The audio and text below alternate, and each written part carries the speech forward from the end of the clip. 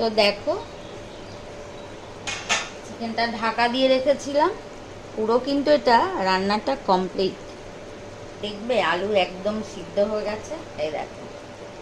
কিন্তু আমি কি করব, আজকে যেহেতু চিকেনটা একটু ঝোল হবে,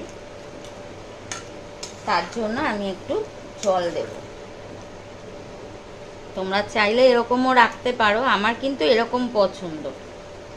কিন্তু হাজব্যান্ড আজকে বলেছেন ঝোল খাবো, তো ঝোল দিতে হবে, জল দিতে হবে।